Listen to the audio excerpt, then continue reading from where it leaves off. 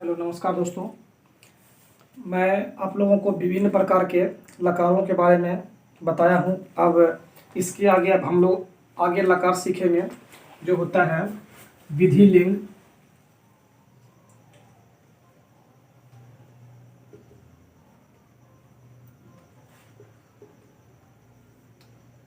जिसको कि चाहिए का अर्थ भी बोला जाता है। विधि लिंग का मतलब क्या होता है?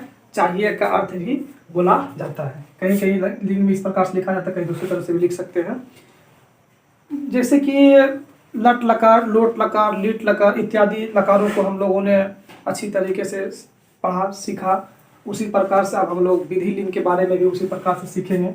जैसे यहाँ पे होता है एक वचन, द्विवचन तथा बहुवचन, और यहाँ होता है प्रथम पुरुष। आप लोग इनको अच्छी तरह से समझ चुके होंगे शायद कि ये प्रथम लिखा हुआ है, प्रथम पुरुष है, और ये मध्यम पुरुष तथा उत्तम पुरुष।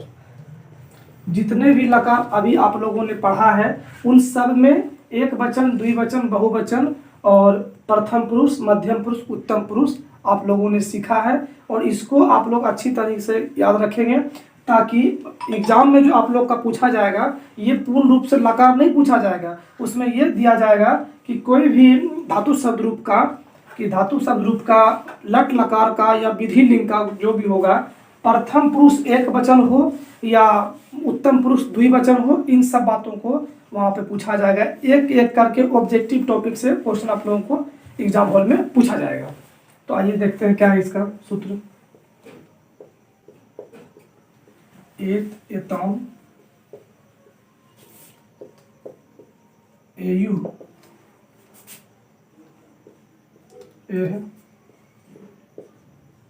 एतम, एत, एयम, एव, एम। ये हमारा सूत्र है।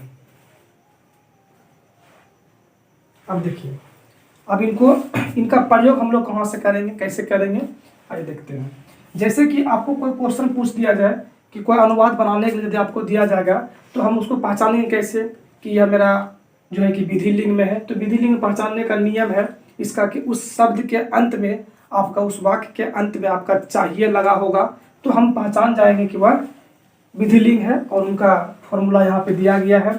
उसी प्रकार से जैसे कि आप लोगों ने मैं, तुम, वह, वे दोनों का प्रयोग आसानी तरीके से किए हैं, उसी प्रकार इसमें भी वह, वे दोनों, वे लोग, तुम दोनों, तुम लोग, मैं, हम दोनों और हम लोग का प्रयोग भी हम लोग इसी प्रकार से इनको भी करेंगे।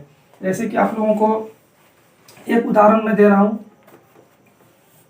वह या उसे लिखेंगे इसमें कि उसे पढ़ना चाहिए।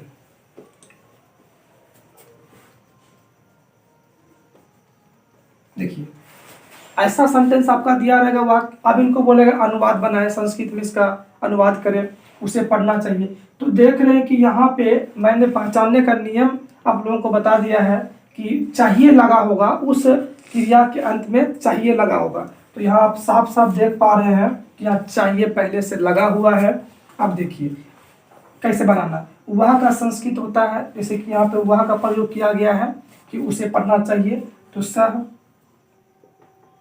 उसे का मतलब यहाँ वह का प्रयोग किया गया है, उसे का मतलब यहाँ पे वह बोल रहा है, तो वह का संस्कृत यहाँ हो जाएगा सह। पढ़ना का होता है पठ।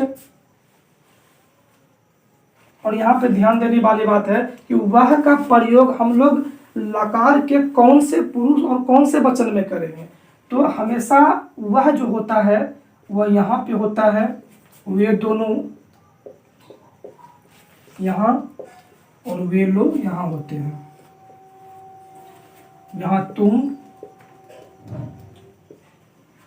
दोनों, तुम लोग, मैं, हम दोनों, हम लोग।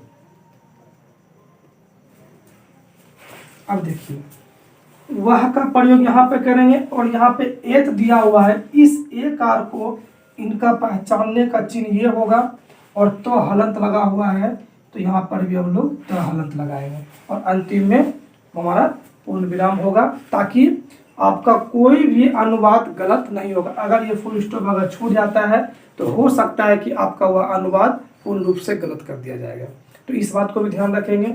इसी प्रकार से एक आगे और एग्जाम्पल बनाते हैं, आप लोग भी बनाइए, देखते हैं कैसे बनता है। जैसे कि आ गया, मुझे या तुम्हें पढ़ना चाहिए।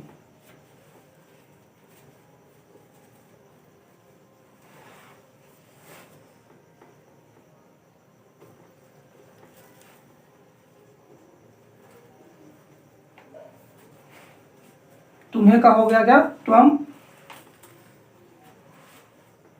पढ़ना का पठ, अब पाठ के साथ देखिए क्या लगा, तुम के साथ क्या है, ये है, तब पठे, तुम पठे, बस इसका इस प्रकार से अनुवाद कंप्लीट होता है। तो इसी प्रकार से आज आप लोगों का पांचों अनुवाद, पांचों लकार कंप्लीट हो गया है। अब इसी पांचों लकार पे आपका जो है कि पूरा अनुवाद बन जाएगा। आप इन पांचों को सही तरीके से याद कर लेंगे और इनका प्रयोग कैसे करना है उनको अच्छी तरीके से ध्यान में रख करके उसको बनाएंगे। आगे के बारे में मैं आप लोगों को कारक प्रक्रम, बालक शब्दरूप का प्रयोग और लता शब्दरूप का प्रयोग कहाँ पे होगा, कैसे होगा, आगे वाले क्लास में मैं आप लोगों को बताऊंगा। आप लोग कृपया हमें कमेंट करके बताइए कि आप लोगों को PDF मैं डाल दूंगा, उसमें आप लोगों को सही तरीके से आप उनका उपयोग कर सकेंगे, ताकि उन किसी भी, जैसे पढ़ना का संस्कृत क्या होता है, रोना का संस्कृत क्या होता है, दौड़ना का संस्कृत क्या होता है, मैं उसे PDF में डाल दूंगा। आप लोग वहां से जा करके इनको सही से याद कर लेंगे। और आप लोगों को यदि अच्छा लग रहा हो तो उन्हें आगे जानने के लिए इसको सब्सक्राइब करें, शेयर करें जरूर। आगे की क्लास में